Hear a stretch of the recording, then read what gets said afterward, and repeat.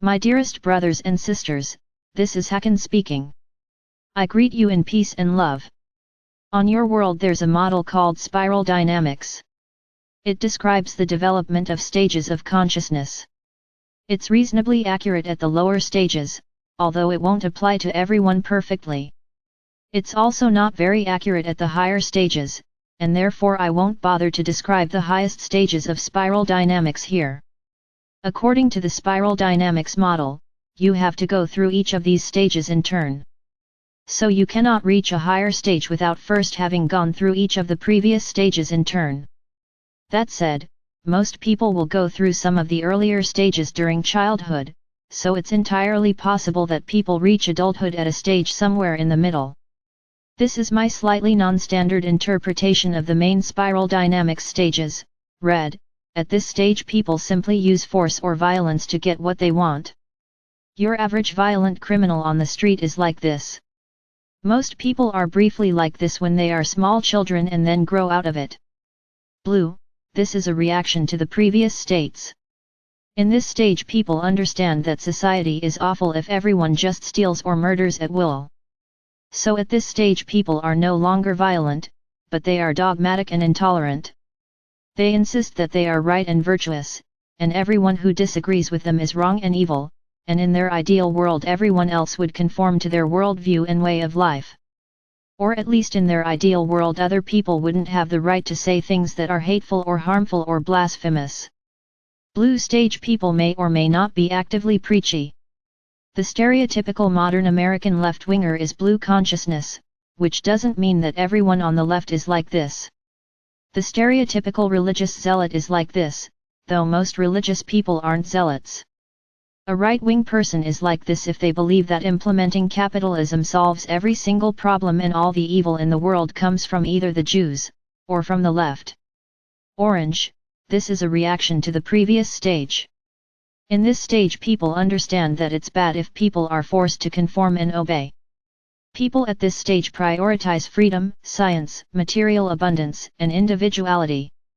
They understand that other people are individuals too, and hence it's not productive to label your own group as good and go on a crusade against everyone who disagrees with you, or go on a crusade against entire groups of people. Orange people believe in live and let live. This is the stage of consciousness of the stereotypical American. Green, this is a reaction to the previous stage. In this stage people understand that society won't be the best place to live in if everyone prioritizes individuality, science, and personal profit. So these are the money is the root of all evil and all you need is love people. These people value community, spirituality, unity, societal livability, non-polarization and being loving towards people. Free speech absolutism is green. It's green to argue that the universe is about light and dark and therefore we shouldn't stand up to bad actors. A green person may argue that they themselves aren't bothered by people being verbally aggressive and so we shouldn't stop verbal aggression, without realizing that it's easy for them because they're a bystander, and it's a lot harder to not be bothered as the person who is being targeted by the verbal aggression. Plus, less firmly grounded people also deserve to not be subject to harassment or aggression. Left-wingers who just follow the dominant culture, engage in identity politics and view everyone who disagrees with them as evil are blue consciousness. Left-wingers who have been individualists and have worked hard to make a good living, and who have seen the limitations of material life and are now more spiritually focused are green consciousness left-wingers. Traditionally this spiral dynamics model says that the green stage of this model is exclusively left-wing, with right-wingers being forever doomed to remain at the previous stage until they become enlightened left-wingers. I don't think that's an accurate description of reality. Now, green is concerned with societal fairness and societal livability, but that doesn't necessarily need to come out in left-wing ways. The right-wing version of that is people wanting safety, freedom, opportunity, low taxes, lack of censorship, lack of government overreach, some caretaking of people who genuinely are unable or too old to work, and some care for the livability of the environment, don't poison all the rivers. So the green stage right-winger wants a livable environment for everyone, from the right-wing perspective, safety, opportunity, etc. Whereas the previous orange stage right-winger is only really concerned with his own and his family's well-being and prosperity. An orange stage right-winger is willing to poison a river for personal profit, but a green stage right-winger isn't. Yellow, this is a reaction to the previous stage.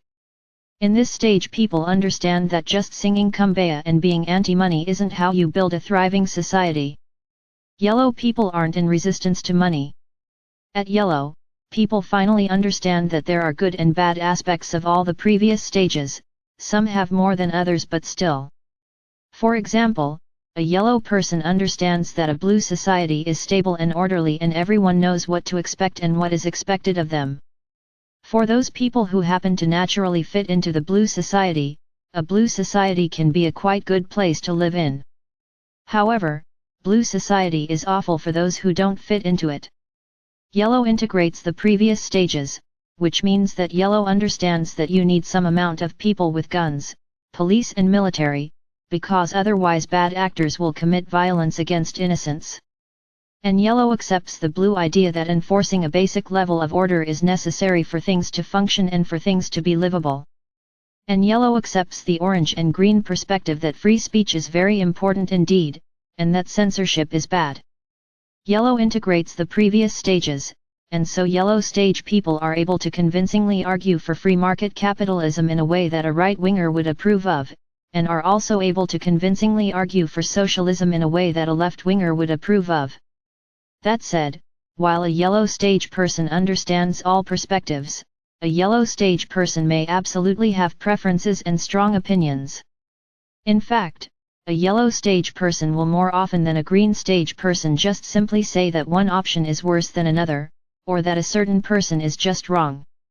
Yes, sure, theoretically all perspectives are valid, but so long as you are inhabiting physical bodies with physical needs, some things are just more effective than other things. At the same time, people at the yellow stage can think in more nuanced ways, beyond black or white.